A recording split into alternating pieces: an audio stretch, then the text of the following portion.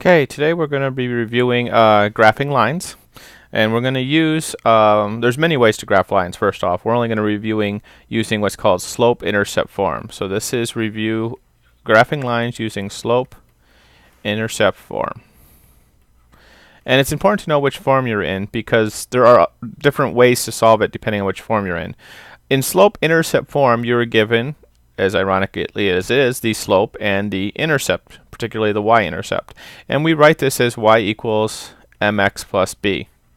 And again, ironically, the slope is m, the intercept is b, so it's even written in the form. So this is slope-intercept form, y equals mx plus b, and it's called slope-intercept form because we're first given the slope, and we're then given the intercept. Okay? So when you graph lines, the y is always your up and down or your vertical axis. The x is your side to side or the horizontal axis. And you will be given what's called the y-intercept. The y-intercept is where your line crosses the y-axis. Anywhere up and down it crosses. Okay, so let's say that we have, for example, y equals 3x plus 5. This is saying that this line is crossing at the number 5. So along the y-axis we find 5.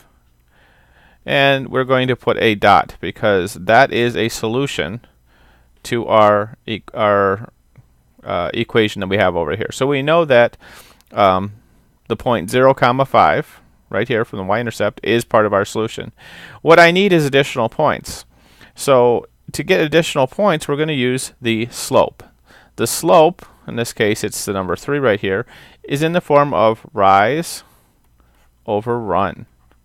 So we need to change this 3 into fraction. We do that by putting it over 1. So this says I rise 3 and I run 1. And every time we say the word run, we're really talking about moving to the right. So this means I rise, which is going up 3, and then I run 1.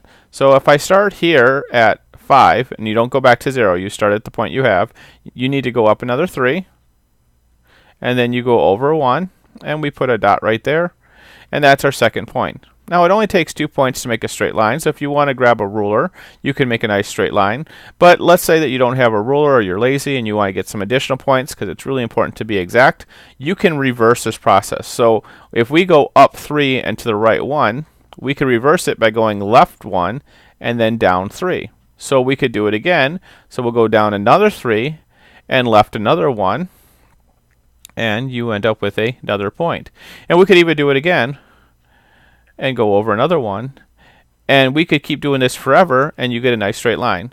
Now at the end of the day, don't forget that this is a line, it's not just a set of points. So you need to draw a nice straight line that goes through your points, and this is not a line segments, it's an entire line, so you must have the arrowheads on here. And make sure when you're drawing your lines they're nice and straight. This isn't the straightest line, but you will have paper and you're not doing it on a computer, so I expect that your lines will be straighter than the one I just drew right here. Okay, so this is called slope-intercept form. The next case that I want to show you is this one.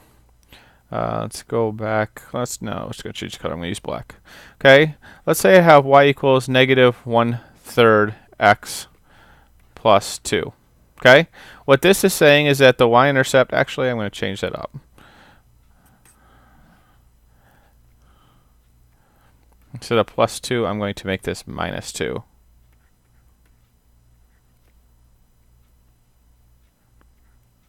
There we go.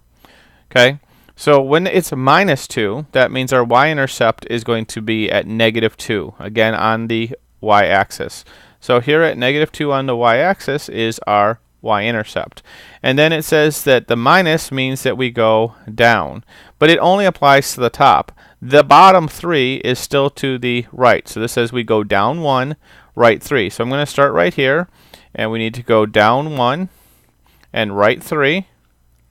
And we need to put a point right there. So down 1, right 3, and we put a point. Now just like before, we could reverse this. So down 1 and right 3 is the same thing as going up 1 and left 2. So if we go up 1, left 3. So if we go up 1 and left 3, we end up over here. And then we can draw a nice straight line through our points.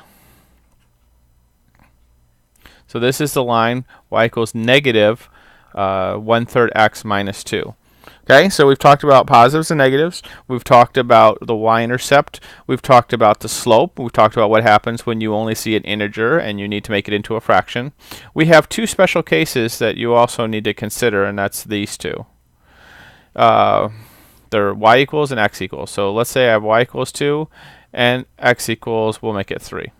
Okay, y equals is a collection of all points that is going to be where y is 2. So y is 2, the first one we should see is right here. Okay, but if I'm at x is 1, y is 2 is right here. If I'm at y is 2, or x is 2, y2 is right here. As a matter of fact, this entire line that parallels the x-axis is the line y equals 2. So anywhere along this point, y is 2, and it doesn't matter what x is. So y equals 2 is a horizontal line that is where it intercepts y at 2. Similarly, the x equals are going to be vertical lines. So we got to find x is 3. Well, that's right here.